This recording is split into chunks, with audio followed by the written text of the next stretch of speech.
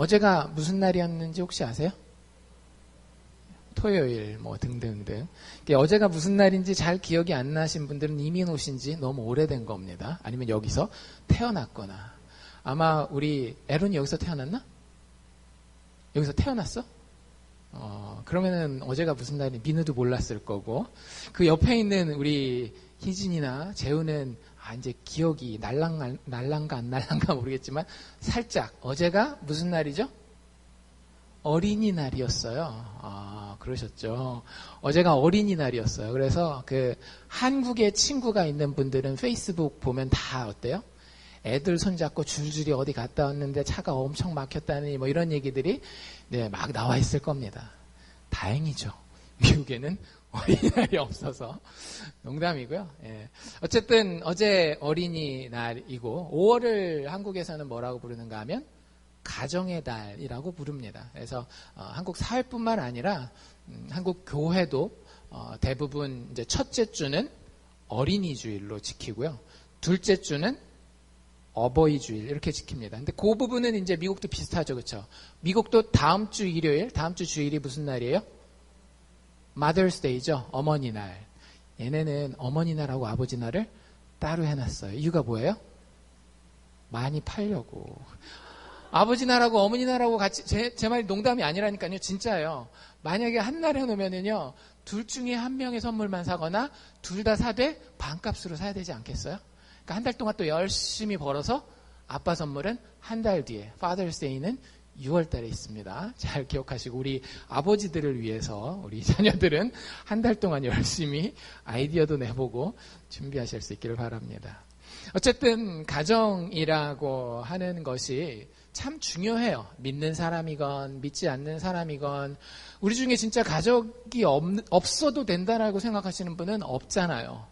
특히 한국 사람들은 더 가족적이어서 가족이 소중하다라고 생각하고 그리고 그걸 피부로 많이 느끼면서 삽니다. 좋은 거예요. 왜냐하면 여러분들 그 미국 사회에는 진짜 가족의 소중함을 경험해보지 못해서 가족 없이 사는데 그게 얼마나 외롭고 힘들고 그리고 참 불행한 삶이라는 걸 모르고 사는 사람들도 꽤나 있어요. 정말로 지난주에 저희 같이 예배 드렸던 분 있잖아요. 저 뒤에 벤이라고 하는 분이 오셨는데 그분이랑 대화를 나누다 보니까 자기는 미국 내에 가족이 한 명도 없대요. 진짜 한 명도 없대요. 어머니, 그러니까 그 사람 캘리포니아 분이었는데 이 어머니 따라서 알칸사 왔는데 어머니는 돌아가시고 자기 혼자 여기에서 살면서 뭐 집도 뭐 아무것도 없어요. 이렇게 감옥에 왔다 갔다 하시느라고 뭐 아무것도 없고 저한테 이렇게 막 여기 칼 맞은 자국도 보여주더라고요. 그래가지고 그 감옥에 있을 때 감옥은 되게 그러니까 감옥에서 가족 해봤자 얼마나 그러겠어요. 진짜 가족이 아니잖아요. 그래서 참 사람들끼리 험하게 대하고 이런 것들. 그러니까 여러분들 우리 한국 사람들이 가족을 가지고 있다라는 게 우리는 참 그냥 영어로 given이라고 얘기를 하는데 그냥 당연한 걸로 생각할 수 있을지 모르겠는데 그게 아니에요.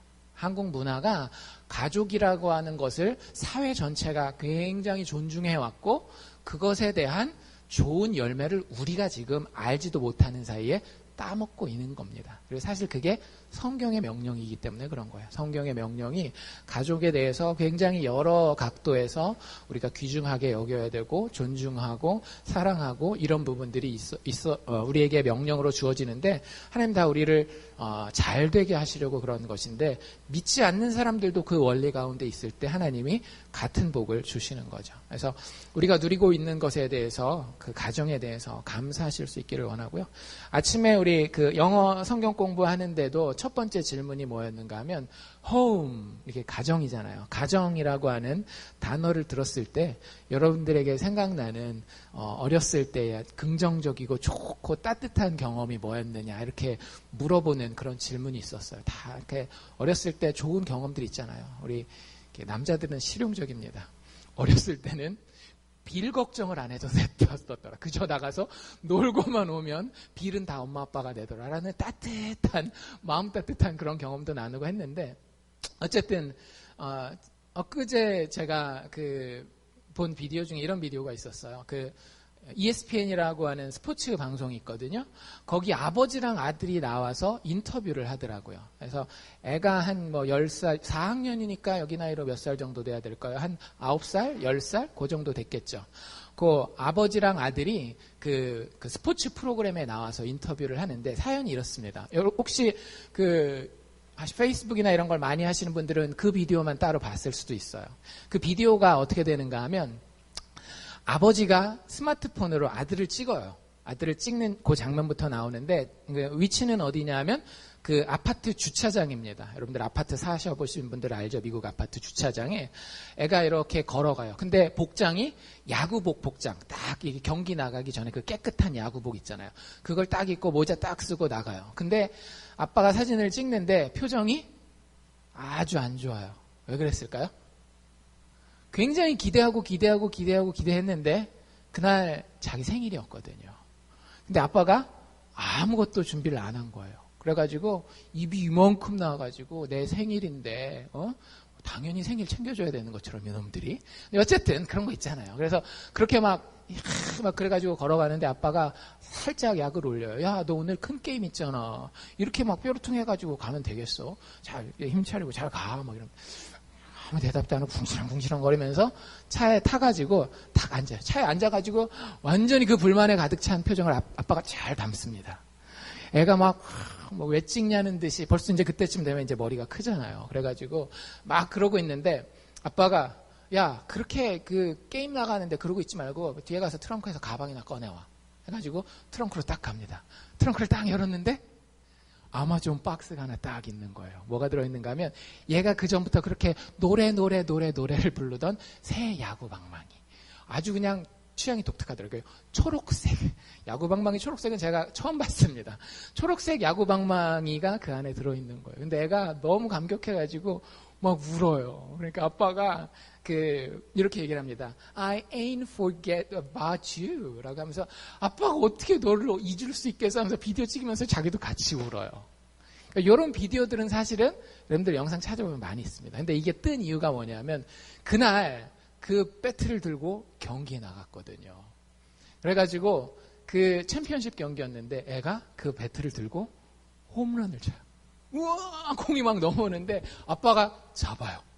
그러니까 완전히 이거는 드라마를 써도 이렇게 쓰기 힘들 정도로 그런 일이 막 벌어지면서 그래가지고 그걸 보는 많은 그 동영상 시청자들이 자기 가족도 아니지만 마음이 뿌듯해지는 그런 경험을 여러분들도 듣고만 있어도 참 저런 아버지 아들 우리 가족이 참 이러면 좋겠다라는 한번 꿈을 꿔보잖아요. 그런 것처럼 여러분들 우리 마음 가운데에는 이런 따뜻한 가정 행복하고 아름다운 가정에 대한 꿈이 있습니다. 기대치가 있어요. 왜 그럴까요? 하나님이 우리 아버지시기 때문에 그래요. 여러분들 우리의 가진 모든 감정과 생각, 가치들 있잖아요. 사실 자연현상으로 바라본다라고 하면 굉장히 논리적이지 못한, 합리적이지 못한 것들이 많아요. 사랑이라든지 희생이라든지 이런 것들. 가정이라고 하는 것도 마찬가지입니다. 여러분들 우리가 기도할 때 하나님이 우리한테 기도를 가르쳐 주셨죠. 그렇죠? 예수님을 통해서. 주기도문 할 때 첫 마디가 뭐예요? 하늘에 계신 우리 아저씨요? 아니잖아요. 우리 아버지요. 하나님이 우리를 만드셨을 때 우리가 단지 이런 컵 만들고 내가 뭔가를 만들었다라는 식으로 우리를 만드시지 않으셨어요. 우리가 이런 것들을 만들어내는 것도 대단한 창조지만 하나님이 우리를 창조할 때는요. 그냥 만들어 놓은 것이 아니라 우리에게 아버지가 되기 위해서 우리를 만들어 놓으셨다라고 하는 거예요. 그래서 우리는 다 하나님의 가정에 속한 자들입니다. 그래서 그 느낌을 알고 있는 거예요. 아무리 불행한 가정에서 태어나서 아버지, 어머니 모르고 부모, 형제들의 어떤 잔정을 모른다 할지라도 가정하고 이런 이야기들을 들으면 따뜻한 마음이 드는 이유가 뭐냐면요. 하나님이 그 가정을 만들고 우리를 거기에 소속되도록 초청하여 우리를 만드셨기 때문에 그래요. 우리가 죄를 지었기 때문에 그 가정에 대해서 많이 잊어버려서 그렇지 하나님은 여전히 그 가정을 꿈꾸고 계십니다. 그리고 우리를 그 가정으로 늘 초대하시는 거예요. 그리고 그 가정의 일원이 된 예수 믿는 사람들에게 하나님은 뭘 원하시는가 하면 그들의 가정이 하나님을 아버지로 삼는 그 가정과 같은 모습을 가지기 원한다라고 하는 거죠. 그래서 여러분들 오늘 우리가 읽은 이 에베소서 6장 말씀은요. 에베소서 5장 뒷부분부터 이렇게 쭉 연결되는 부분인데 가족에 대한, 공동체에 대한 많은 이야기들을 담고 있어요. 에베소서가 1장부터 6장까지 있거든요. 1장에서 3장은 예수 믿는 것이 어떤지를 이야기합니다. 그러니까 제가 오늘 드리는 가정에 대한 이야기는 예수 안 믿는 사람과는 조금은 거리가 있을 수 있는 이야기예요. 예수 믿는 것 때문에 1장에서 3장에서 사도 바울이 이야기한 예수 믿는 것이 도대체 어떤 의미인지를 다 설명하고 난 이후에 그렇게 예수를 믿으면 인생을 자연스럽게 어떻게 살아가는지에 대한 실천적인 교훈을 주는 것이 4장에서 6장 말씀이에요. 그 중에서도 아까 말씀드린 5장 뒷부분부터 6장 앞부분이 뭘 이야기를 있는가 하면 공동체, 특별히 가족이라고 하는 것이 예수 믿는다라고 하면 어떻게 이루어져야 되는지, 예수의 축복을 받은, 그래서 예수를 닮은 가정이 어떤 모습인지, 그 가정에 속한 그리스도인이라고 불림받는 가족의 구성원들이 어떤 모양으로 역할을 감당해야 되는지를 아주 자세하게 설명을 하고 있습니다. 여러분들 오늘 말씀을 보시고 하나님이 나에게 주시는, 내가 지금 가정에서 차지하고 있는 위치에서 나에게 주시는 하나님의 계명이 무엇인지를 발견해 가실 수 있기를 원합니다. 혹시 이런 분이 있을 수 있어요. 저는 뭐 부모의 입장도 나이가 너무 많이 들어서 별로 아니고요. 부모의 입장이 아니면 나이가 너무 젊어야 되겠군요. 나이가 너무 젊어서 부모의 입장도 아니고요. 혹은 저는 나이가 너무 많아가지고 자녀로서 섬길 부모가 없습니다라고 생각하시는 분은요. 그냥 이런 가정이 있다라면 이 가정이 얼마나 아름다울까를 한번 생각해 보세요.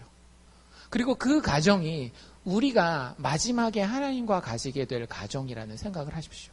그리고 그 태도로 여러분들 주변에 있는 가까운 사람들을 대하기 시작하시면은요, 꼭 내가 섬길 부모가 지금 없다 할지라도, 혹은 다스려야 할 자녀가 없다 할지라도, 이 구절들은 우리의 삶에 실질적으로 굉장히 큰 도움을 주는 구절들이 될 것입니다. 그래서 한번 잘 마음에 새겨볼 수 있는 기회가 되기를 원하고요.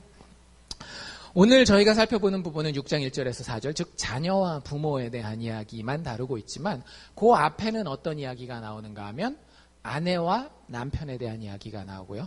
그 뒤에 넘어가면 5절부터는 그 당시에는 가족이 우리처럼 그 부모 자식만 있지 않고 딸린 식솔들이 있었어요. 옛날에 한국도 보면 조선시대 때 돌쇠도 같이 살고 막 이렇게 하잖아요. 그래서 딸린 식솔들이 있는데 그 관계에서 종들과 상전들에 대한 이야기도 같이 나옵니다. 근데 이 모든 관계를 이야기할 때 그 전에 맨 앞에 사도 바울은 중요한 원리를 먼저 하나 이야기하고 그것에 따라서 아내는 어때 해야 되고 남편은 어때 해야 되고 자녀들은 어떻게 해야 되고 아비들은 어떻게 해야 되는지 이야기를 합니다. 그 중요한 원리는 5장 21절에 나와 있거든요. 제가 한번 읽어드릴 테니까 성경 있으신 분들은 눈으로 한번 쫓아보실 수 있기를 바랍니다. 이게 원리예요. 예수 믿는 사람들의 공동체의 원리입니다. 그리스도를 경외함으로 피차 복종하라. 다시 한번 그리스도를 경외함으로 피차 복종하라. 핵심만 얘기를 드리면은요, 피차 뭐하라? 복종하라고 하는 거예요. 여러분들, 복종할 수 있는 마음을 가지고 계셔야 됩니다. 되게 듣기 싫은 단어죠. 현대인들이 가장 듣기 싫어하는 단어 중에 하나가 복종이라고 하는 단어예요. 근데 다른 어떤 단어를 쓰기 힘들 정도로 성경 원어가 그 뉘앙스를 그대로 가지고 있어요. 근데 복종하되 어떻게 복종하래요? 피차 복종하라고 하는 거예요. 그러니까 당신이 먼저 복종하면 그 다음에 내가 복종할게. 아니 그게 아니에요. 먼저 복종하는 건 항상 누구예요? 나예요. 심지어는 이게 어디서도 일어나는 거예요? 부모와 자녀 사이에도 일어난다라고 하는 거예요. 여러분들 우리 중엔 부모된 자들이 더 많이 있죠. 항상 우리는 뭐만 생각해요? 자녀가 부모에게 복종하는 것만 생각하죠. 근데 그렇지 않아요. 기본적으로 성경이 우리에게 가르치는 원리는요, 피차 복종하는 거고요. 대부분은 그 복종은 강조되기는 밑에 있는 사람에게 더 많이 강조되지만, 따라가는 사람에게 더 많이 강조되지만, 실질적으로 먼저 시작돼야 되는 건 어디냐 하면 이끌고 가는 사람에게서 시작되기가 훨씬 더 쉬워요. 그래서 오늘 여러분들 부모와 자녀에 대한 이야기를 나눌 때에 나는 부모로서 어떻게 복종할 것인가, 그리고 여러분들이 자녀 되었다라고 한다면 자녀로서 어떻게 복종하는 것이 맞는 것인가, 성경적인 방법을 한번 발견하실 수 있기를 바라고요. 그리고 그 앞에 뭐라고 나와 있는가 하면 그 모든 근원은 어디 있는가 하면, 여러분들 절대 이게 우리 지금 도덕 얘기하는 게 아닙니다. 예수 믿는 얘기하는 거예요. 예수를 두려워한다라고 하면, 여러분들 예수가 여러분들의 구원자라고 한다면, 여러분들 이 뒤에 나오는 사도 바울의 이야기가 우리의 믿음으로 인하여서 자연스럽게 나올 수밖에 없다라고 하는 거예요. 사실 여기 나오는 부모와 자녀의 관계는요, 하나님 아버지와 예수 그리스도 사이에 가장 이상적으로 실천되거든요. 그래서 여러분들이 예수 믿는 믿음 때문에 이거 하는 겁니다. 세상 사람들은 그냥 그렇게 안 하면 그 눈치 받잖아요. 저놈의 막 호로자식이야 막 이러면은 기분 나쁘니까 그래서 이렇게 하고 뭐 그냥 그래야 되나 보다 이렇게 하지만, 우리는 예수 믿기 때문에, 내가 사는 이유가 예수 안에 있기 때문에, 내가 그 예수 없으면 죽는다라고 하는 거룩한 두려움이 나 안에 있기 때문에, 그 예수께서 이야기하시는 부모와 자녀의 관계로서의 오늘 본문을 우리가 받아들이는 태도가 필요할 줄로 믿습니다. 그래서 피차 복종하는 것, 예수를 경외함으로 피차 복종하는 것, 조금 더 단순하게 이야기한다면요, 한 단어로 여러분들 존중이라는 단어예요. 존중. 부모도 자식을 존중해야 되고요, 자녀도 부모를 존중해야 돼요. 근데 그 방식은 조금 달라요. 왜? 각자가 맡고 있는 역할이 다르기 때문에. 근데 이런 것들을 여러분들 배우셔야 됩니다. 어떤 집안 가보잖아요. 자녀가 부모 노릇하고 있어요. 또 어떤 집안 가면 부모가 애 노릇하고 있어요. 많습니다. 아마 우리들 가정에도 다 드러내지 못하지만 그런 부분들이 분명히 있을 거예요. 근데 성경은 아주 확실해요. 자녀가 맡아야 되는 역할이 있고요, 부모가 맡아야 되는 역할이 있습니다. 단 서로 존중하는 가운데에. 같이 한번 살펴보죠. 자녀들에 대해서 먼저 이야기를 하고 있죠. 그렇죠? 여러분들 우리들 다 자녀였죠. 부모님 돌아가셨어도 한때 우리는 다 자녀였습니다. 자녀에서 벗어나는 사람은 사실은 없어요. 그런데 그 자녀에게 사도 바울이 아주 중요한 명령을 하나 하고 있는데요. 1절 같이 한번 읽어봅시다. 시작. 자녀들아, 너희 부모를 주 안에서 순종하라. 이것이 옳으니라. 여러분들, 자녀는 일단 이런저런 거 다 떠나서 기본적으로 부모를 향하여서 가져야 되는 방향성이 무엇인가 하면은요, 순종하는 거예요. 물론 디테일한 이야기는 저희가 조금 더 나누겠습니다. 근데 기본적으로 가지고 있어야 되는 이유는요, 순종하는 거예요. 사도 바울이 지금 새로 만들어낸 게 아닌 거 아시죠? 그렇죠? 여러분들 이 이야기가 어디에 기록되어 있어요? 저 구약성경 넘어가면 10계명에 나와 있는 이야기란 말이에요. 10계명의 제 몇 계명? 5계명입니다. 첫 번째 4계명은 하나님에 대한 계명, 뒤에 6개는 사람에 대한 계명들인데, 그 사람에 대한 계명 중에 첫 번째로 이야기하는 게 살인하라가 아니라 살인하지 말라보다도 더 먼저 나오는 게 뭐예요? 내 부모를 공경하라라고 하는 계명이라고 하는 거예요. 여기서 공경한다라고 하는 것은 무슨 뜻이냐면 히브리어로 카보드라고 하는 단어인데, 이 카보드는 무게 혹은 영광을 이야기하는 거예요. 자녀는요, 자신을 통해서 부모에게 영광을 돌리고자 하는 마음이 있어야 돼요. 그게 기본적인 우리가 하나님으로부터 명령받은 것입니다.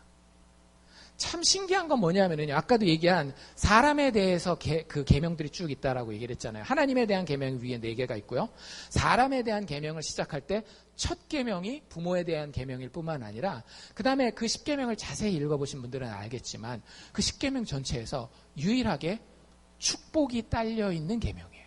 모르셨죠? 다른 계명들은 뭐 하지 말라, 뭐 하지 말라, 뭐 하지 말라, 뭐 하지 말라, 뭐 이런 얘기들 나오고 나서 그 다음에 이거 잘 지키면 이렇게 축복해 주겠다라는 말이 없어요. 집에 가서 직접 확인해 보십시오. 출애굽기 20장입니다. 근데 유일하게 내 부모를 공경하라라고 하는 이 계명에만 축복이 약속돼 있어요. 신기하죠? 어떤 축복이요? 사도 바울이 여기 얘기하고 있는 축복. 2절, 3절에 내 아버지와 어머니를 공경하라. 이것이 약속 있는 첫 계명이니 이게 축복의 약속을 이야기하는 거고요. 3절에 이는 내가 잘 되고 땅에서 장수하리라. 여러분들 자녀가 정말로 이 땅에서 잘 되고 장수하기를 원하세요? 그럼 여러분들 자녀에게 믿음의 부모로서 하나님의 원리 가운데에 그 자녀가 정말 잘 되기를 원하면 그 자녀를 어떻게 키우셔야 되겠어요?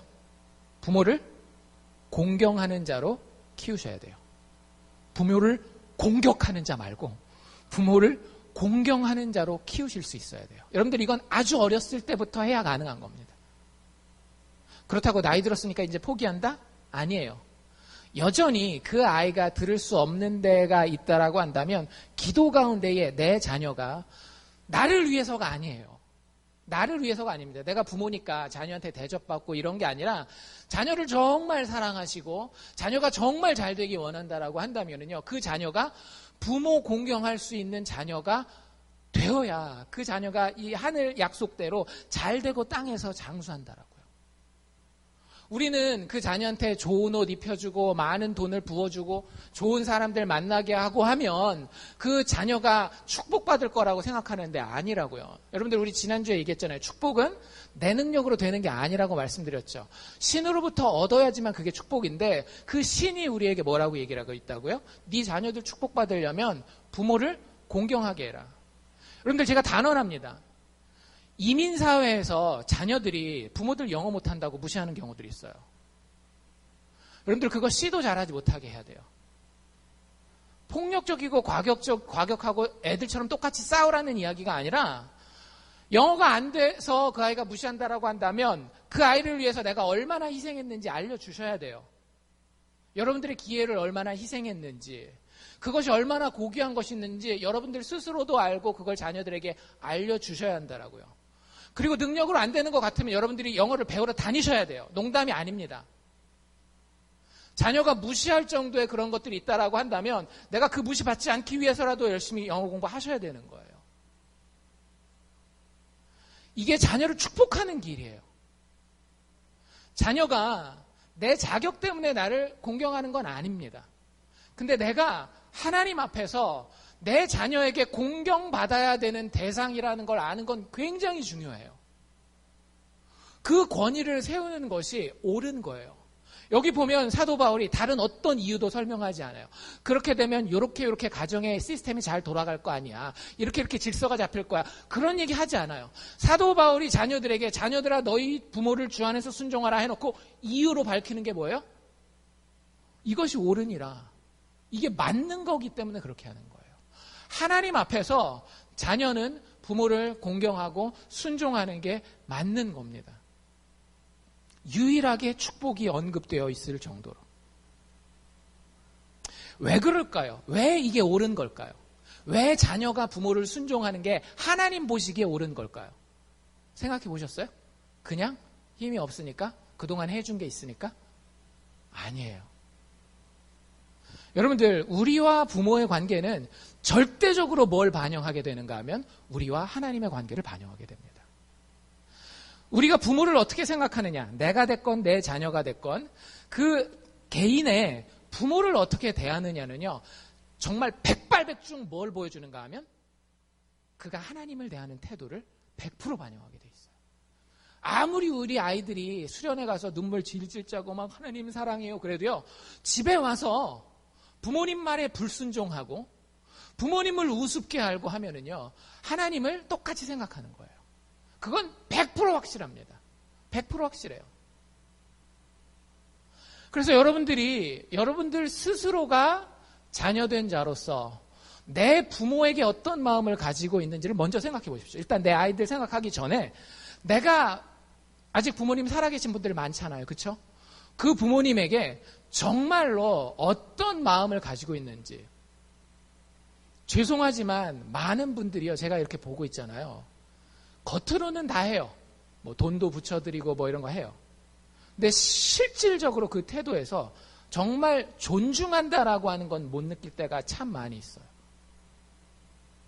여러분들 그런 건 배우셔야 됩니다. 성경 말씀을 통해서 좋은 예들을 통해서 여러분들 배우셔야 돼요. 돈으로 메꿀 수 있는 게 아니에요. 공경이라고 하는 거는. 그 마음의 태도이고요. 성경에 보면 하나님의 백성들이 혹은 선지자들이 하나님 앞에 섰을 때에 하나님을 얼마나 두려워하고 그 앞에서 하나님을 얼마나 높이는지를 여러분들 보셔야 돼요. 그게 공경하는 거예요. 그 모습으로 내가 내 부모에게 나아갈 준비가 되었을 때에 비로소 나는 하나님을 제대로 섬길 준비가 된 겁니다. 우리 가운데요, 겉으로 우리가 그냥 사회적인 모습으로 봤을 때는 정말 말짱한 분들이 있어요. 근데 그 속 모습을 이렇게 보고 다른 사람들에게 드러나지 않은 이야기들을 제가 들을 때에 참 안타까운 경우들이 있어요. 저분 저렇게 하는 것은 겉에 제3자들이 인간의 눈으로 볼 때는 부모님에게 되게 예의 바른 거지만 그 속마음은 참 부모님이 슬퍼하시겠다라는 걸 느낄 때가 있거든요. 만약에 부모님을 그렇게 겉으로만 섬기는 사람이 있다라면요, 하나님도 절대적으로 그렇게 겉으로만 섬깁니다. 그래서 우리가 먼저 인간 자녀로서 하나님 앞에서 하나님이 옳다라고 하신 대로 내 부모를 공경해야 돼요. 그리고 우리 자녀를 어떻게 키워야 돼요? 부모를 공경하도록 키우셔야 됩니다. 이게 원리예요. 우리가 이렇게 만들어졌기 때문에 이렇게 사는 게 맞는 겁니다. 물고기가 물에 살아야 되는 것처럼 우리는 하나님의 법 가운데 살아야 되는 존재인데 자꾸 세상의 다른 것들 가지고 물고기가 하늘 날아다니는 생각하고 있어요. 텔레비전이나 영화나 뭐 친구들이 해주는 얘기나 여러분들 다 그거 다른 나라 얘기예요. 어둠의 나라 이야기입니다. 우리는 빛의 자녀로 부름을 받았고 빛 가운데에 하나님의 계명을 가지고 살게 돼 있다라고 하는 거예요. 그 다음에 또 한 가지 우리가 여기서 주의 깊게 살펴볼 게 뭐냐 하면 사실 사도 바울이 지금 하고 있는 이 얘기와 구약성경에 나와 있는 십계명의 얘기가 조금 다릅니다. 여러분들 구약성경 십계명에 정확하게 5계명이 뭐라고 써 있을까요? 내 부모를 공경하라고 되어 있어요. 그렇죠? 궁금하신 분들은 집에 가서 그 출애굽기 20장 말씀을 찾아보십시오. 내 부모를 공경하라라고 되어 있습니다. 근데 오늘 사도 바울은 뭐라고 얘기할게요? 너희 부모를 주 안에서 순종하라예요. 여러분들 공경하는 것과 순종하는 것의 차이가 뭐죠? 공경하는 것은 어디에 대한 문제예요? 마음에 대한 문제고요. 순종이라고 하는 것은 뭐에 대한 문제예요? 행동에 대한 문제입니다. 많은 사람들이 부모를 공경하라 그러니까 저 마음으로 굉장히 우리 부모님 공경해요. 근데 제가 미국에 살다 보니까 부모님이랑 떨어져 있어서 마음은 있지만 행동은 못합니다. 이렇게 얘기할 수 있겠죠. 그렇죠? 근데 사도 바울이 이야기하는 건 뭐냐면 사도 바울이 쭉 유대의 역사를 보고 그 당시에 유대인들의 삶을 보니까 마음으로 존경한다라고 하는 사람들의 삶 가운데에 부모의 한마디에 정말로 존중하는 마음을 가지고 순종하는 자들이 별로 없었던 거예요. 심지어는 교회 안에도 없으니까 이 얘기 하지 않겠어요? 기존에 순종을 잘했으면 이런 얘기 잘 안 하죠. 여러분들 부모님을 공경한다라고 하는 것은 마음에서 시작하지만 결국에는 뭐로 열매 맺을까요? 행동으로 열매 맺게 되는 겁니다. 이게 마치 동전의 양면과 같아서요. 행동만 하는 경우도 있긴 있어요. 행동만 하는 경우는 어떤 경우인가 하면 10대 아이들 엄마가 하지 마 그러면은 알았어 안 해. 근데 막 도끼 눈을 뜨고 안 하긴 안 해요. 행동으로는 순종했지만 뭐가 없는 거예요? 공경하는 마음이 없는 거죠. 사도 바울이 지금 보여주고자 하는 것은 뭐냐 하면은요. 이 공경이라고 하는 것, 부모를 섬긴다라고 하는 것은 두 가지를 다 포함한다라고 하는 겁니다. 마음과 행동을 같이 포함하는 거예요. 여러분들 부모님들 말씀에 우리가 나이 많이 들었지만 부모님이 정말로 기도하고 우리를 사랑해서 우리를 위하여 하시는 말씀이 있을 때에 우리는 정말로 내가 좀 불편하다 할지라도 순종하는 순종이 있는지를 살펴봐야 되는 거예요. 우리는 머리가 컸다라는 이유로 그냥 내가 하고 싶은 대로 다 하면서 행동은 다 그렇게 하면서 내 마음만은 성경에 나와 있는 대로 부모를 공경합니다라고 이야기하는 경우가 많이 있을 수 있다라고 하는 거죠. 아니요, 그렇지 않아요. 하나님은 마음을 원하시지만 동시에 우리의 행동도 원하십니다. 하나님만 그런 게 아니라요. 우리의 부모님이 그러신다라고요. 여러분들 부모님이 진짜 즐거운 거는요. 여러분들이 부모님들을 세계 여행 시켜줘서 즐거운 게 아니에요. 부모님이 여러분들 보고 싶을 때 전화 한 통 하는 거. 여러분들 목소리 한번 들려주는 게 그게 진짜 부모님을 즐겁게 하는 겁니다. 부모님을 영광스럽게 만드는 거예요. 그럼 이제 여러분들 마음속에 막 이런 생각이 막 드실 거예요. 어떤 생각? 우리 부모님은 조금 그러신데 있으시죠? 이만큼 우리 부모님은 조금 이런 부분은 내가 조금 그런데 이런 부분이 있을 수 있잖아요.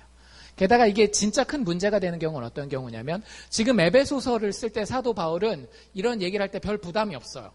이 책을 읽는 사람들은 다 어떤 사람들인가 하면 기독교인들이에요. 자기도 그리스도인이고 아버지도 그리스도인이고 자기 자녀도 그리스도인이고 이거 교회에다가 쓴 거기 때문에 그래서 사도 바울이 너희 부모를 주 안에서 순종하라라고 이야기했을 때에 대부분의 사람들은 이게 뭔 뜻인지 알고 순종하고 부모가 엉뚱한 거 이렇게 시키잖아요. 너 오늘부터 교회 가지 마. 뭐 이런 거 안 시켜요.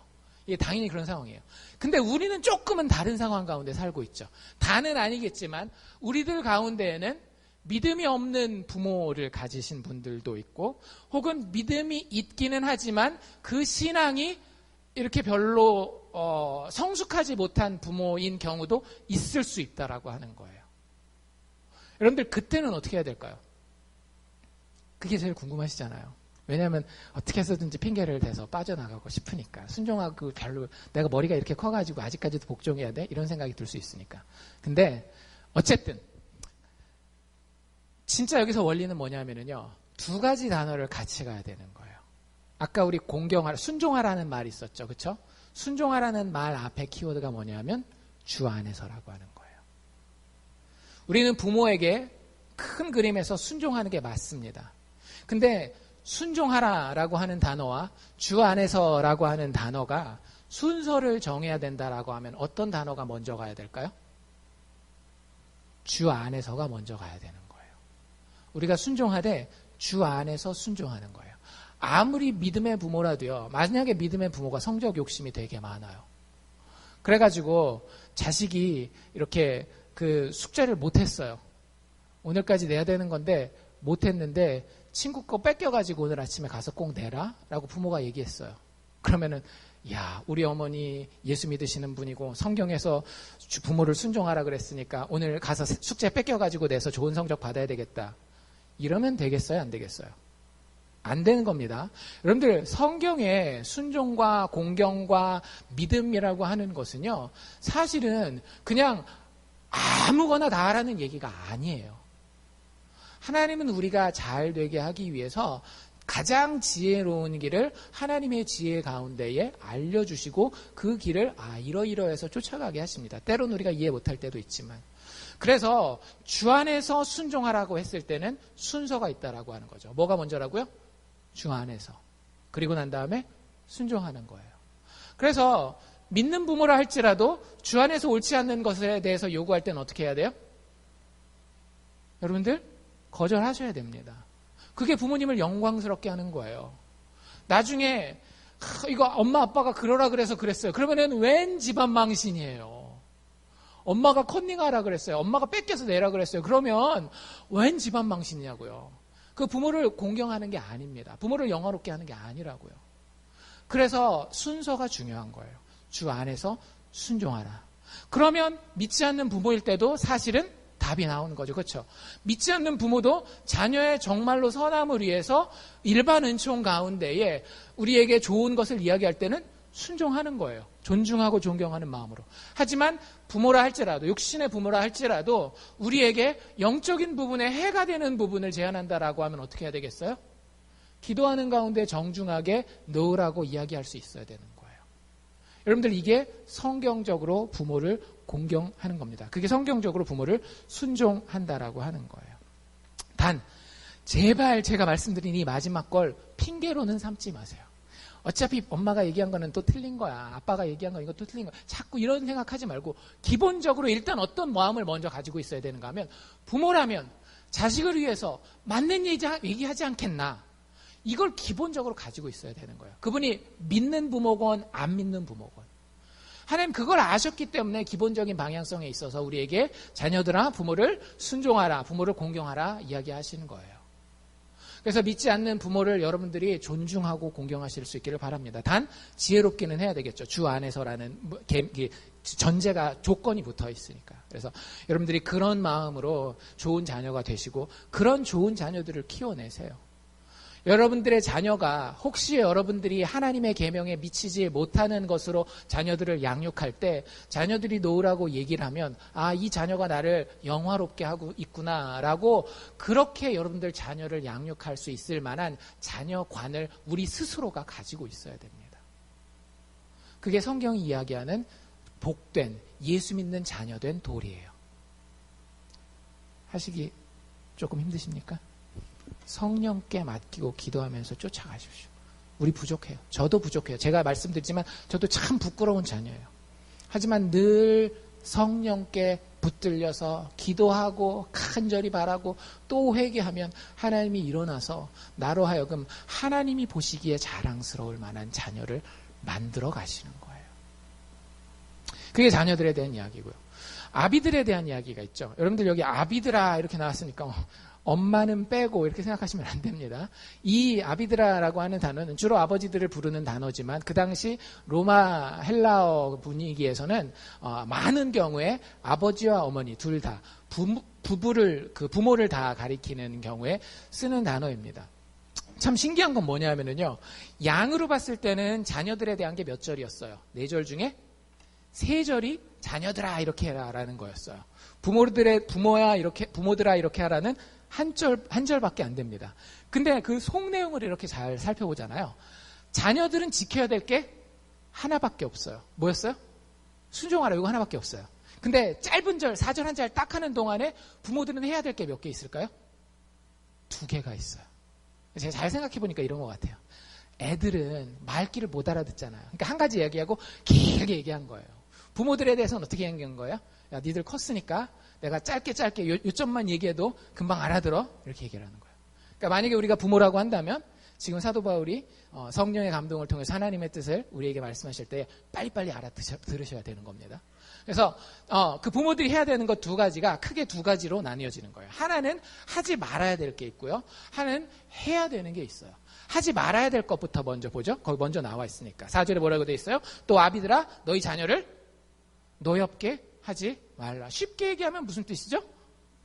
자녀들 화나게 하지 말라라는 얘기예요. 정확하게 많은 영어 성경들은 anger라고 하는 분노라고 하는 단어를 씁니다. 여러분들 때문에 자녀들이 분노했던 적들이 좀 있었나요? 있으셨다면 회개하시면 됩니다. 정확하게 회개하셔야 돼요. 맞는 거예요. 왜? 성경이 노하게 하지 말라라고 했기 때문에. 근데 이걸 이제 잘못 이해하면 어떻게 될까요? 자식한테 아무 소리도 못 하겠죠. 해달라는 대로 다 해주고 뭐 입도 뻥끗 못하는 그런 부모들 많이 있어요. 그렇죠? 그런 부모들이 분명히 있어요. 근데 그걸 얘기하는 건 아니에요. 우리가 그 당시의 시대와 문화적인 배경을 알아야 되는데요. 여러분들 그 당시 그리스 로마 시대 그리고 유대적 배경하에 이 아버지들이나 부모들이요. 지금 우리가 살고 있는 세계와는 완전 다른 세상을 살고 있습니다. 혹시 물어봅시다. 우리 남자들. 내가 열심히 일하고 오면 집에서 아이들이 아버지 수고하고 오셨습니다. 양말 벗으시죠. 하고 딱 다리 내밀면 양말 뺏겨가지고 대한물 가지고 와서 발 씻어주는 아그들이 있습니까? 없죠. 어깨나 주물러주면 얼마나 감사해요. 어깨 주물러주는 것도 아마 못 당해보신 분들이 많지 않나요? 용돈이나 혹시 주면 모를까? 뭐 이런 그런 우리는 굉장히 민주화된 사회를 살고 있어요. 근데 2000년 전 얘기예요, 여러분들. 2000년 전. 2000년 전에는요, 진짜 문자 그대로 아버지가 자식을 합법적으로 죽일 수 있었습니다. 엄청난 권위를 가지고 있는 거예요. 항상 그럴 수 있는 건 아니지만 어떤 몇몇 가지 조건 하에서는 자식이 부모에게 욕을 보였다든지 뭐 이런 상황들이 있잖아요. 그러면 그 자식을 죽일 수가 있었어요. 성경에도 그런 예들이 몇 번 나옵니다. 시아버지 유다가 며느리 다말을 그 화형시키려고 불에 태워 죽이려고 하는 장면도 나오고요. 그 다음에 그 레위기 법에 보면 부모에게 현저하게 욕을 보이고 계속해서 반역하는 자녀는 데리고 와서 돌로 쳐서 죽이라는 얘기가 나와요. 그 부모의 권위예요. 그러니까 그 당시 문화를 생각하시고 이 본문을 보셔야 되는 거예요. 그 당시 문화에 정도 이상으로 엄격하고 포악하고 그리고 비합리적인 요구를 자녀들에게 하는 경우들이 자주 있었어요. 근데 여러분들 제가 보니까요. 그 당시만 그런 게 아니라 요즘도 많이 민주화됐지만요. 여전히 부모들이 자녀들에게 비합리적인 요구 그리고 정도 이상의 기대 그리고 그것 때문에 자녀들에게 베푸는 포갑 말이 됐건 이게 행동이 물리적인 행동이 됐건 아직도 많이 있어요. 근데 그게 실수할 수 있죠. 부모가 실수할 수 있어요. 갑자기 막 분노한다든지 화를 낸다든지 매를 지나치게 심하게 된다든지 할 수는 있습니다. 물론 잘한다는 건 아니에요. 회개해야 됩니다. 근데 그런 실수 할 수 있어요. 근데 여기서 이야기하는 건 뭐냐면요. 그게 지속적으로 계속 되는 거예요. 이게 골로새서에 가면 골로새서 3장에 똑같은 이야기가 나오거든요. 가정에 대한 이야기를 하면서 똑같이 부모들에게 자녀를 화나게 하지 말라라고 얘기를 하면서 자녀를 화나게 하면 그 이유가 나와요. 왜 그렇게 하지 말아야 되는지. 그 뒤에 자녀가 어떻게 되기 때문에 낙담하기 때문이다. 여기서 낙담하는 건요. 그냥 한 번 낙담하는 걸 이야기하는 게 아니에요. 여러분들 제가 아이들이랑 이렇게 얘기를 하다 보면은요. 자신감 없는 아이들이 있어요. 근데 진짜 많은 아이들이 자신감이 없어요. 그게 공부가 됐건 예체능이 됐건 뭐가 됐건 제가 봤을 때는 꽤 괜찮거든요. 근데 자녀들이 너무 자신감이 없어요. 둘 중에 하나입니다. 아이의 결과물이 안 나오거나 결과물이 잘 나오는데 새로운 어떤 경험을 해야 되는 때가 있잖아요. 여러분들 항상 새로운 걸 경험할 때는 실패하기 쉬워요? 성공하기 쉬워요? 실패하기가 훨씬 더 쉽잖아요. 근데 얘네는 실패하는 게 두려워서 새로운 걸 안 해요. 그 아이의 마음은 지금 낙담한 상태에 있는 겁니다. 지속적으로 그런 현상이 그 아이에게는 계속 일어나요. 근데 그런 아이가 여러분들 많아요. 젊은 청년들부터 시작해서 아주 작은 아이들에 이르기까지 아이들 자체가 쉽게 얘기하자면 의욕이 없어요. 현대를 사는 대부분의 아이들이 뭐가 없다라고 얘기를 해요? 꿈이 없다라고 얘기를 하죠. 뭘 해야 되는지. 왜 그런지 아세요? 부모들이 자녀를 화나게 했기 때문에 그래요. 여러분들 사람이 화나면 우리는 이렇게 막 난리 먹거지 피는 것만 생각하잖아요. 안 그래요. 사람이 화나면 두 가지 반응을 보입니다. 저런 반응은 아니고요. 사람이 화나면 내가 힘이 있을 때는 그걸 막 표현해요. 그게 우리가 일반적으로 보는 모양이에요. 근데 많은 경우에 우리가 분노했을 때에 우리는 그걸 표현할 수 있을 만한 힘을 가지고 있지 못합니다. 그게 아이들이에요. 대부분의 아이들이에요. 그럼 그게 어떻게 되는지 아세요? 그 분노가 자기 자신을 갖다가 낙담하게 만듭니다. 이게 심리학이고 교육학이고 상담학이에요. 성경만 이야기하는 게 아니라. 성경은 벌써 몇천 년 전에 이렇게 얘기하고 있는 거죠. 근데 우리 부모들이 그러기가 쉽다라고 하는 거죠. 여러분들 하나님이 우리에게 어떤 부모가 되셨는지 잘 생각해 보세요. 하나님의 가장 큰 목적은요. 우리를 사랑하셔서 우리가 성장하게 하는 것이었습니다. 잘 되게 하시는 거예요. 하나님이 우리에게 매를 대실 때는요. 항상 정도가 있어요. 이스라엘의 역사를 잘 보십시오. 이스라엘이 나라가 망하기까지 해요. 근데 그때 잘 나가던 나라가 아수르하고 바벨론이거든요. 아수르가 바벨론이 하나님의 막대기가 되어서 이스라엘과 유다를 막 칠 때 하나님이 조심시킨 게 있었어요. 뭐예요? 지나치게 내 아들에게 매를 대지 말라라고 이스라엘에 대해서 이야기를 해요. 근데 아수르와 바벨론이 그걸 들어요? 안 들어요? 안 듣죠. 지들 성질 나는 대로 이스라엘과 유다를 엄청 칩니다. 그때 하나님이 어떻게 하시죠? 내가 너를 처벌의 막대기로 사용했지만 그 정도까지는 아니었어. 그리고 그들을 갖다가 자취도 없이 멸망시키는 걸 볼 수 있어요. 여러분들 우리가 부모로서 그런 두려움이 좀 있어야 됩니다.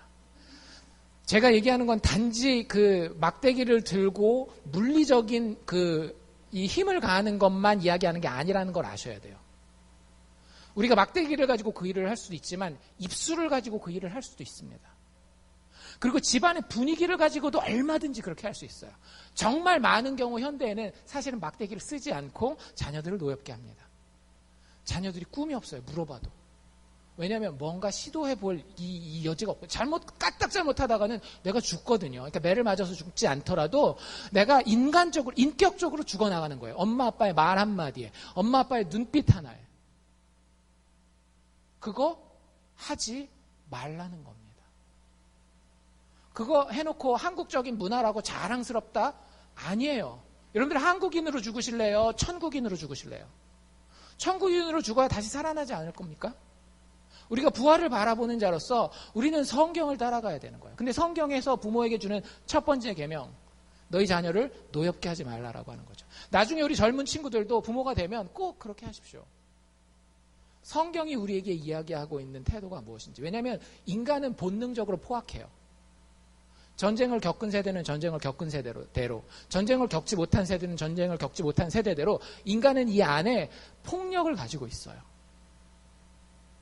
근데 그게 하나님에 의해서, 성령에 의해서 통제되지 않으면요, 내가 자녀를 사랑한다는 미명하에 나는 지금 내 만족을 추구하게 됩니다.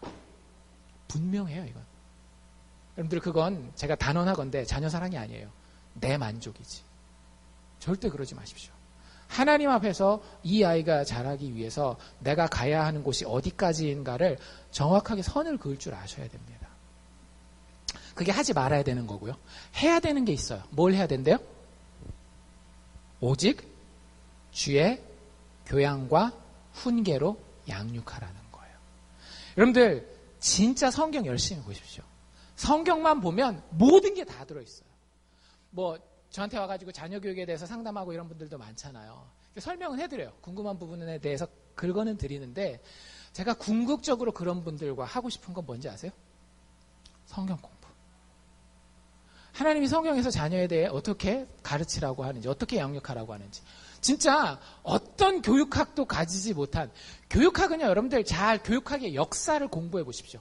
이쪽으로 한참 기울었다가 이건 아닌 게벼 해서 이쪽으로 한참 기울었다가 또 이건 아닌 게벼, 계속 이거예요. 근데 성경은요, 딱 중심을 잡고 균형을 잡습니다. 부모가 자녀에게 쉽게 해코지하지 못하도록 이야기하지만, 그렇다고 많은 부모들은 그러면 이제 그 얘기를 듣고 어떻게 해요? 애들을 방목을 하죠. 그래, 내가 이거 까딱 잘못하다가는 애들 막 잡겠다. 그러니까 다 풀어서 키워야지. 아니에요. 늘 우리가 성경 앞에 나가서 성경에 뭐라고 이야기하시는 봐야 되는데, 주의 교양과 훈계로 양육하라는 거예요. 여러분들이 이 양육이라고 하는 단어는요, 훈련시켜서 자라게 하는 겁니다. 목적성이 있고 방향성이 있는 거예요. 부모가 잘하는데 아무 방향성이 없어요? 얘는 클 대로 클 거예요. 애들은 백지 상태이기 때문에 그냥 뭐 알아서 그 안에 있는 재능이 저절, 아니에요. 물론 백지 상태가 맞아요. 근데 그 백지 상태가 뭐를 구현하기에 제일 좋은 백지 상태냐면요, 인간의 죄성을 구현하기에 가장 좋은 백지 상태예요. 그걸 바꿔줘야 되는 거예요. 아이들의 토양을 바꿔줘야 되는 겁니다. 그걸 여기서 양육한다라고 하는 표현을 쓰고 있는 거예요. 여러분들에게 아이들이 자라야 한다라고 하는 그 방향성이 분명히 있으셔야 되고요.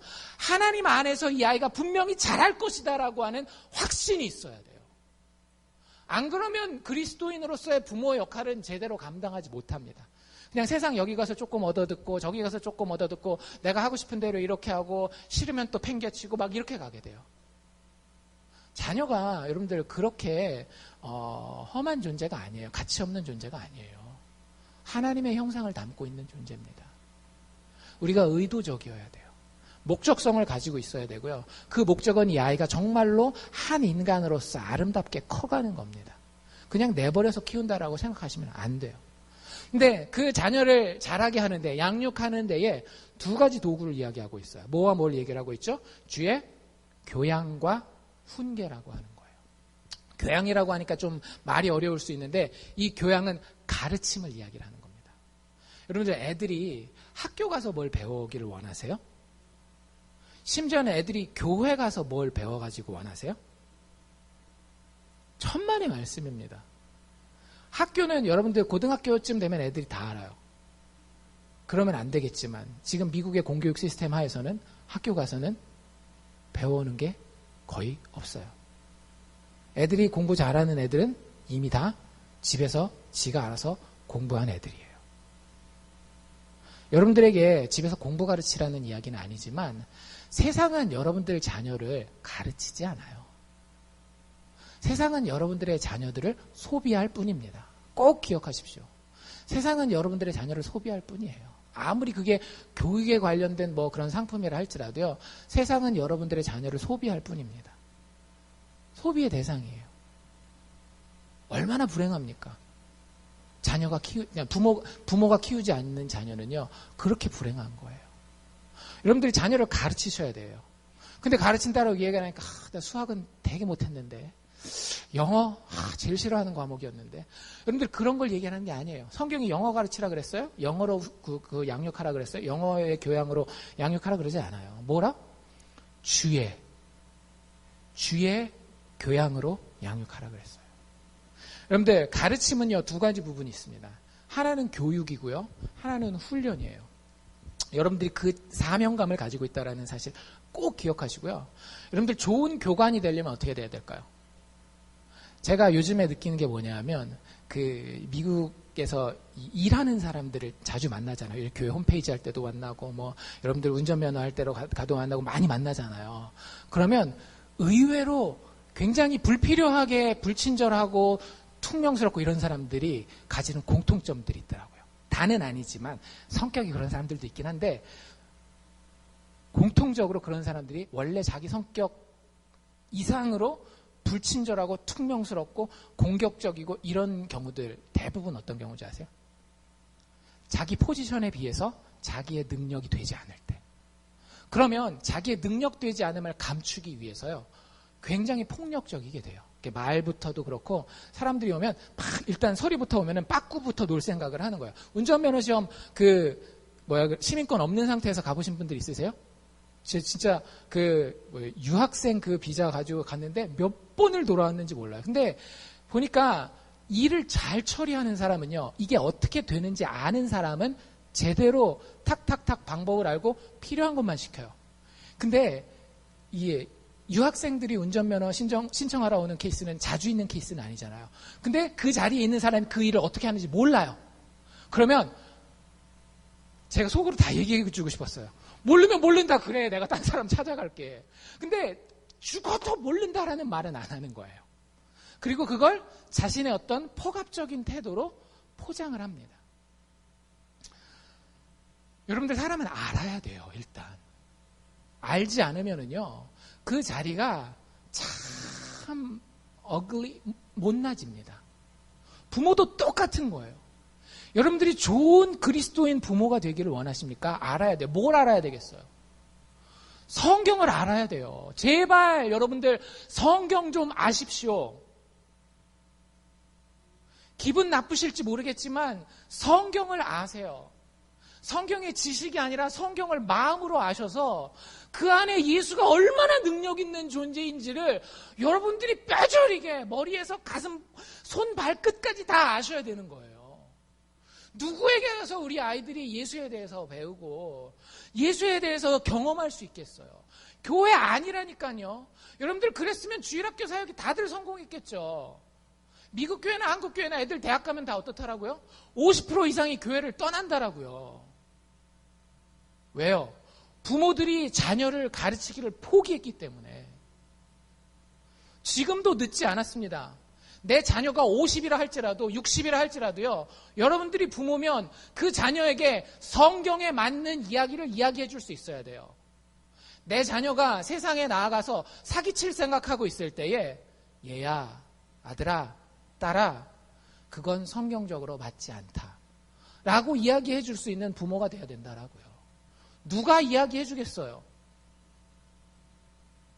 여러분들 우리가 성경을 정말로 제대로 알고 그것을 가르칠 때에 하나님이 그 자녀들의 삶을 이끌고 가는 겁니다. 그 다음에 주의 교양이라고 하는 말이 가르침 안에 교훈 말고 또 어떤 표현이 들어있는가 하면 훈련이라는 말이 들어있습니다. 자녀들에게 여러분들이 한마디 했다라고 이 녀석이 철석같이 알아듣고 그대로 실천할 거라고 생각하면 굉장히 큰 오산이십니다. 여러분들 그러셨어요? 어렸을 때? 부모님이 한마디만 하면 예 들어가서 공부하겠습니다. 그리고 그 다음에 100점 맞고 막 이러셨어요? 아니잖아요. 여러분들 인간을 이해하셔야 돼요. 나부터 이해하시고 그리고 내 자녀도 이해하셔야 됩니다. 훈련은 언제 필요한 거예요? 똑같은 일을 반복적으로 해야 될 때. 그래서 이 머리가 아니라 몸으로 습득하게 하는 것이 훈련입니다.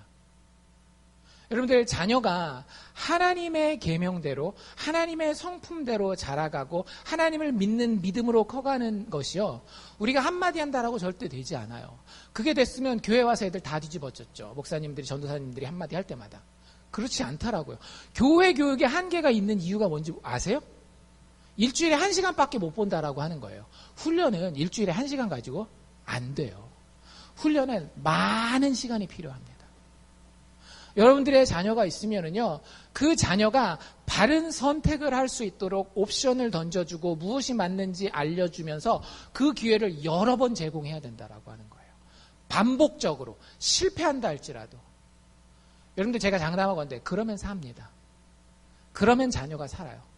대부분의 부모들은요, 자기가 가르치지도 않고 그리고 한 번 가르쳤다라고 너 왜 그렇게 못해 하고 그냥 쿠사리 주고 끝이에요. 근데 성경의 방법은 아주 확실해요. 정확하게 바른 방법을 이야기해 주되 어떻게 해라? 될 때까지 계속 실천할 수 있는 기회를 주라고 하는 거예요. 그러면 여러분들 자녀 성공합니다.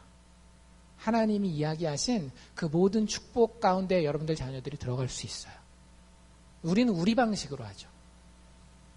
마지막 남은 거 하나 뭡니까? 주의 훈계로 양육하라. 이 말은 조금 더 교양보다는 강한 거 느끼세요? 이 말 자체가 무슨 뜻이냐면요, 혼내는 거예요. 현대인들 부모들은요, 자녀를 잘 못 혼내요. 하도 매 때리면 잡아간다 그러고 막 이런 것도 있고, 또 자식들이 하나 둘밖에 없으니까 너무 귀해가지고. 제가 여기서 말하는 건 매를 때리는 걸 이야기하는 거는 아닙니다. 왜? 아까 매 때리는 것이 얼마나 조심스러운지는 저희가 미리 얘기를 했기 때문에 제가 더는 이야기하지 않겠어요. 근데 그럼에도 불구하고 성경은 지속적으로 뭐에 대해서 이야기를 하는가 하면 자녀들을 경고하는 것에 대해서 이야기를 합니다. 심지어는 그걸 심하게 표현할 때는 잠언서에는 뭐라고까지 얘기를 하고 있는가 하면 채찍질이라는 표현까지 써요. 여러분들에게 채찍을 들라는 얘기는 아닙니다. 근데 그게 상징하는 바가 뭔지는 알아야 돼요. 자녀들이 잘못할 때 누구의 눈에 제일 먼저 보여야 될까요? 부모 눈에 제일 먼저 보여야 돼요. 어유 귀한 내 새끼 귀한 내 새끼 해서 콩깍지가 씌워져 가지고요. 자식들이 뭔 잘못을 해도 아니 어린애가 그럴 수도 그러시면 안 돼요. 다른 사람들은 다 어유 애가 그럴 수도 있지 해도 집으로 싹 데리고 온 다음에 애한테 얘야 너 다음에 한 번 더 그렇게 하면 엄마한테 아빠한테 혼난다 라고 누가 제일 먼저 인식하고 알려주고 경고해야 될까요? 부모가 그래야 돼요. 그거 어떻게 할 수 있어요? 여러분들 영화 많이 보면 압니까? 엄마들 아빠들 많이 모여가지고 자식 교육 얘기하면 아니에요. 성경 말씀을 아셔야 돼요. 그래서 주의 양육과 주의 훈계라고 이야기를 하는 거예요. 하나님의 성경의 가치에 성경은요 그냥 도덕책 율법책이 아니라 하나님의 인격과 성품을 보여주는 거거든요. 그 하나님의 인격과 성품에 벗어나는 것이 무엇인지 우리부터가 알고 있어야 돼요. 부모가 나가서 바람 피고 살고 있고 부모가 자기 가정에 대해서 책임지지도 않고 자기 즐거운 대로만 놀고 있는데 그 자녀한테 가서 말빨이 서겠어요? 안 서겠어요? 안 쓰죠. 왜 부모가 그래요? 성경 말씀이 하나님이 뭘 원하시는지 모르니까 가슴으로 모르니까 그렇게 사는 거 아니에요. 그런 부모는 절대 자녀한테 가서 이렇게 사는 거야. 이렇게 너 그렇게 살면 큰일 나라고 경고할 자격이 없는 거예요. 부모부터가 성경 앞에 가서 정말로 책임질 줄 아는 사람으로서 정직한 자로서 부지런하게 사는 자로서 다른 권위들을 존중하는 자로서 살면서 자녀에게 가서 너희가 부모를 존중해야 되지 않겠느냐. 너희가 부지런하게 살아야 되지 않겠느냐. 성경의 근거에서 그 성경을 내 마음에 담고 자녀들에게 가르치고 그들이 제대로 가지 못했을 때에 경고하라고 하는 것이 성경의 가르침입니다.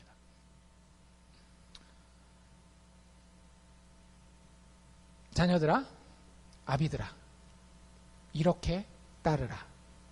라고 사도 바울은 어떻게 보면 간단한 이야기예요. 하지만 하나님의 시각에서 하나님의 가정이 어떠해야 되는지를 이렇게 설명하고 있습니다. 여러분들, 우리의 가정은요, 궁극적으로 하나님의 가정을 담도록 의도되었습니다. 우리가 하나님 안에 속한 한 우리는 지금은 부족하지만 분명히 그 방향을 향해서 갈 거예요. 여러분들 그건 믿으시기를 바랍니다. 이건 내 능력과 상관없이 하나님의 자녀가 속한 하나님의 가정의 굉장히 큰 능력이자 특권이에요. 단 우리가 감당해야 될 부분이 있다라는 걸 알아야 된다라고 하는 거예요. 너무 많은 사람들이 하나님을 우습게 보기 때문에 하나님의 은혜 안에 들어왔으니 이제 나는 아무렇게나 해도 하나님이 다 용서한다라고 생각하는데 그렇지 않아요. 하나님 은혜 안에 들어온 자면 들어온 자일수록 하나님의 율법을 더 두려운 줄 알고 더 기쁘고 사랑하고 아끼는 마음으로 지키려고 해요. 하나님이 우리를 자녀로 부르셨고요. 하나님이 우리를 부모로 부르셨을 때에는 우리가 예수 닮도록 예수 안에서 드러난 하나님의 가정이 어떤 것인지를 세상 가운데 보여주기 위해서 우리를 그 자리에 부른 겁니다. 그럼 우리에게 그 사명이 있는 거예요. 세상의 빛과 소금이 되어서 저 가정의 아버지를 보니 하나님 아버지라고 하는 부르는 그분이 이런 분이겠구나. 저 가정의 어머니와 저 가정의 자녀를 보니 정말로 아름답게 천국에 간다라고 하는데 천국 가정을 이룬다라고 하는 게 이런 거겠구나. 여러분들을 보고 세상은 서서히 깨달아가는 거예요. 그게 믿음의 사람들이 감당해야 되는 이 세상에서의 역할 아닙니까? 믿지 않는 영혼들이 하나님의 영광을 보고 예수 그리스도에게 들어오는 것. 여러분들 그 사명이 우리 모든 가정에게 주어지는 겁니다. 자녀들이요, 부모에게 순종하십시오. 부모들이요, 자녀를 노엽게 하지 말고 자녀를 주의 훈계와 주의 교양으로 양육하십시오. 그 모든 것이 예수 안에 이루어지게 하십시오. 다른 것이 중심이 되는 것이 아니라 예수만 중심이 되는 가정. 한 가지 주의점을 드린다라고 하면요, 여러분들 제발 이것만은 피하십시오. 한국 가정들 안에서 자주 일어나는 일인데 서로가 서로를 우상으로는 삼지 마십시오. 하나님 우리에게 이렇게 귀하게 주셨음에도 불구하고 제1 우선순위는 누구에게 있어야 돼요? 하나님께 있는 거예요. 예수님이 분명히 뭐라 그랬어요? 너희가 내 부모나 처자를 미워하지 아니하면, 버리지 아니하면 나를 쫓을 수 있다 없다? 없다라고요. 여러분들 그 정도 마음의 각오를 가지고 이 말씀에 달려드십시오. 그럼 성령께서 우리의 삶 가운데에 이 일을 감당할 수 있는 능력을 주시고 그 능력 가운데에 약속하신 축복으로 부어주실 줄로 믿습니다. 기도합시다.